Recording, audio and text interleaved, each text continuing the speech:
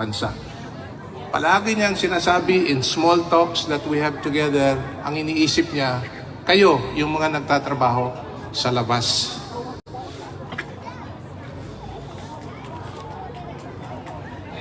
Yes. Duterte! Duterte! Duterte! Duterte! Duterte! Bring him home! Bring him home! Bring him home! Sensya na po. Kaya, yung mga kasamahan ko, si Rosa at saka si Fortunata, at saka yung mga kasamahan galing sa Switzerland, nakasalubong ko while waiting for Uber. Sabi nila, Pinoy? O di, sabi ko, opo, saan kayo pupunta? Doon po, dito bale. Sabay na ako sa inyo. Ganun po yung Pinoy. What I like about Pinoy is that you're anywhere and everywhere. And as you are anywhere and everywhere, you're always proud to be Pinoy. And I would like to say that because we're always proud to be Pinoy. This morning, and this is I hope you don't mind, the sad part of what I'm going to say. This morning, I came across with several videos, and then there was this press con of PRRD. Patungkol doon sa Pinoy na namatay ata o ginahasa sa Middle East, hindi ko na sasabihin yung bansa. And he was really so sad and angry about what happened. And he felt responsible na mayroong mga ganong klaseng pangyayari sa isang Pinoy labas ng bansa. But the government always sees to it to extend any possible assistance to bring that Pinoy or Pinay back home. Okay? Habang tinitingnan ko, I really felt sad, really sad. Kasi merong isang Pinoy, matanda na, no? At dinampot at nilipat sa ibang bansa. And that's the irony of it all. You know, when I was told I'm going to say something before you today, hindi ko naisip yung sinabi ko ngayon kasi nakita ko lang kayo ng umaga. Pero I like to say something about the man whom I've known since 1973. Matagal-tagal na rin po. High school pa ako. At kabyat lang, disclaimer, wala akong ikukwento patungkol sa kanyang kaso because we're not supposed to say anything about it. So I will make kwento about PRRD. Rudy or Digong or Mayor or PRRD. Sa totoo lang, ayaw niyang, he doesn't want to be called president. Kahit na naging presidente siya. At sinasabi niya, binubulungan niya sa kabila, huwag niyo na akong tawaging presidente. But there has to be a title that he has to be called. So sabi niya, mayor na lang. Kaya every time he is introduced, may mga protocol dyan. No? When he is introduced in an event, the highest government official in the room will introduce him. And he is always introduced as, ladies and gentlemen, the President of the Republic of the Philippines, Mayor Rodrigo Roa Duterte. That is what he wants to be called, Mayor. Ganun po kasimple yung tao. Ganun din po kasimple yung unang-una kong nakita back in 1973.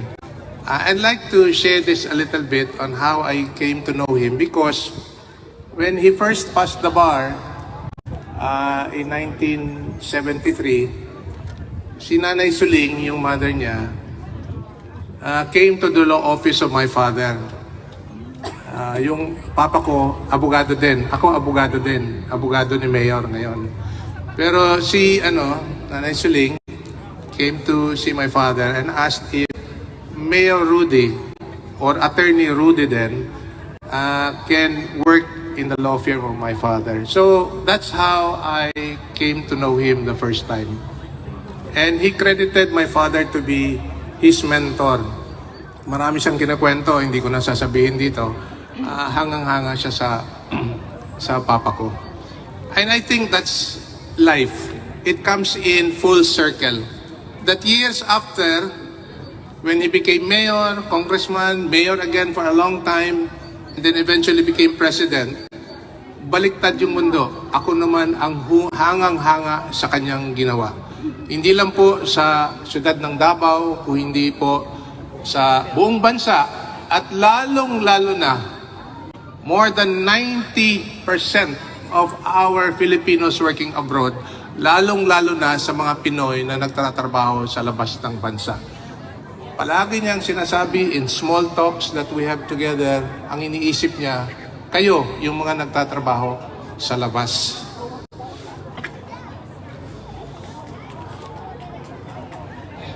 Yes. Duterte. Duterte! Duterte! Duterte! Duterte! Bring him home. Bring him home! Bring him home! Sensya na po. We love you, attorney. We support you all the way. Hanggang ngayon, hindi pa tapos yung, hindi pa ubos. Naubos yung.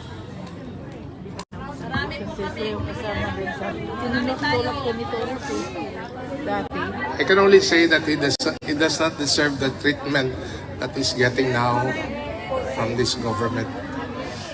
There has been a lot of characterization of the man.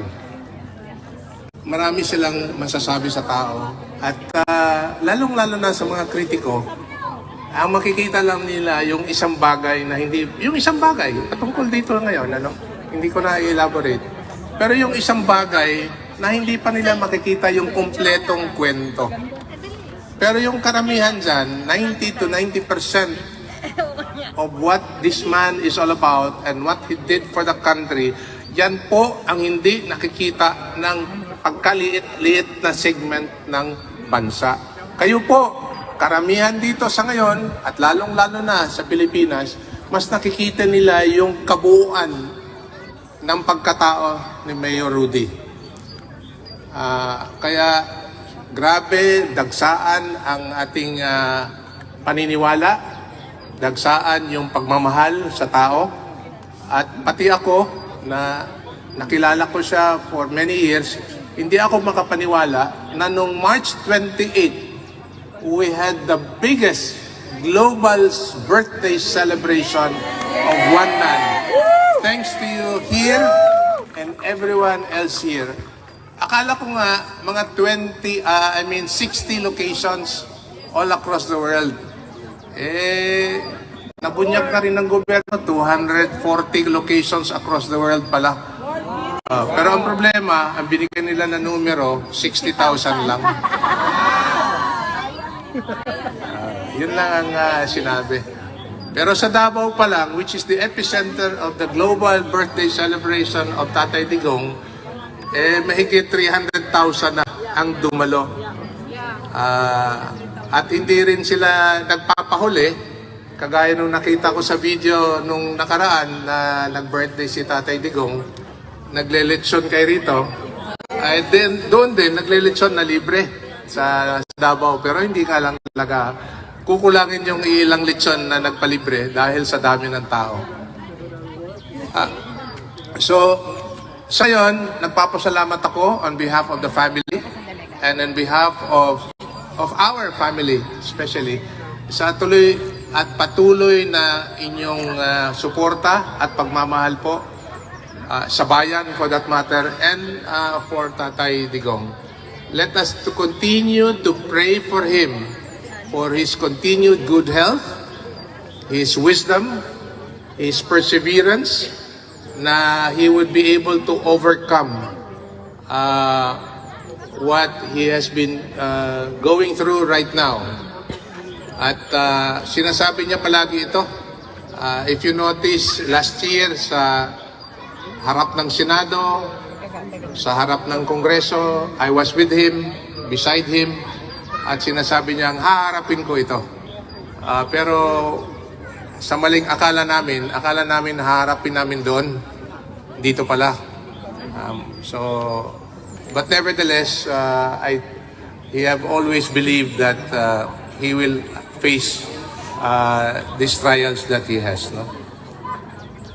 Yun siguro ang gusto kong maiwatig sa inyo for now. At again, thank you very much sa pagdalo nyo rito.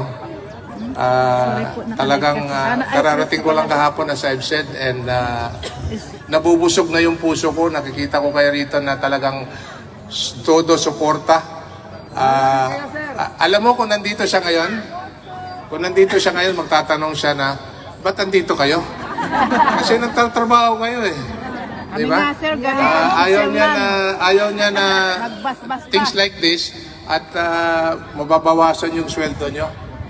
And it's something like really that makes me say na you really love him because you really have gone beyond your means, beyond your time to be here and to show solidarity with the one man who made a difference in the lives of so many in our country and or to Filipinos all across the world. So thank you very much and God bless us all. Bless you, sir.